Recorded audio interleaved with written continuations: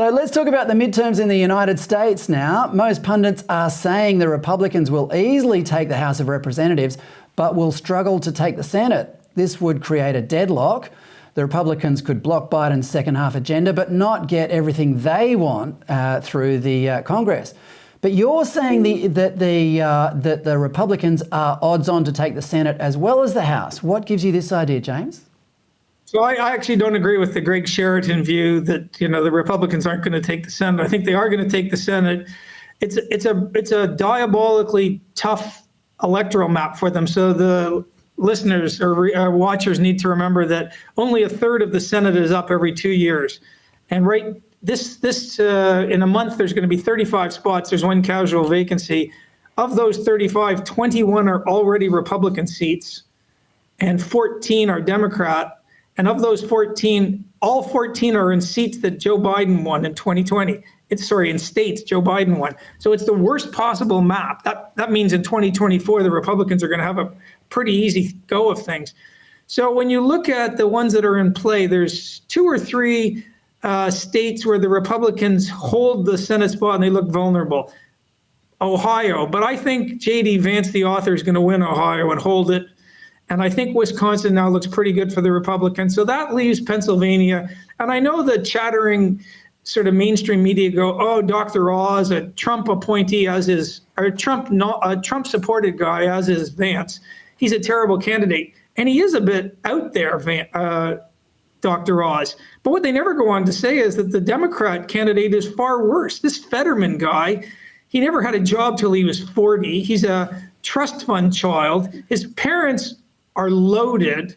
He is really crackers. He only wears a hoodie anywhere, and he's far to the left of Bernie Sanders. And leave aside that he had a stroke last May. So if you're holding up Dr. Oz against Fetterman, Dr. Oz looks like a lot better candidate. And so what you tend to get from these professional mainstream sort of pseudo center right types is they always want to find fault with their own side of politics, but they don't say, well, look at the Democrats. So I think Dr. Oz has a shot in Pennsylvania. Even if he loses, that's a net loss of one they'd need to pick up 2 Democrat states. So Herschel Walker, the star football player, I think he's going to take Georgia. Right. I think they have an excellent chance in Nevada. The guy's ahead in the polls. So if the Republican takes Nevada, even if Dr. Oz loses Pennsylvania, they're still at 50-50, and that leaves Arizona. Republicans have a shot. Georgia, they have a shot. New Hampshire, they have a pretty good shot. And even Washington, the far west, people are so angry out there with all the riots. So I'm thinking the Republicans are going to be net 2. I think they're going to be about net 2 in the Senate. And you have to remember all the polling overwhelmingly done by left-leaning. They consistently oversample Democrats because Republicans don't want to answer their calls. So they used to have about 40% Republican, and now it's down around 28. So they extrapolate. They're guessing about how this thing is going to break.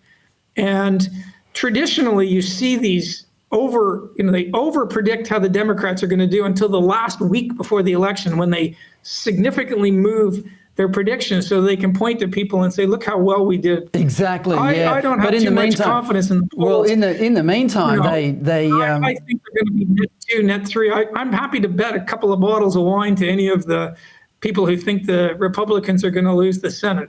Well, you heard it here first. The Republicans are going to win the Senate, and anyone who want to take James up on that bet, email me here at ADH TV. James, now mind you, some of these wealthy, woke, top corporate types can probably afford better wine than I can. They'll be betting bottles of Grange on the bottle of wine. They'll be betting bottles of Grange on you, James. So be ready. James Allan, thanks for your time. Thanks, Fred. That's Queensland Law Professor James Allan.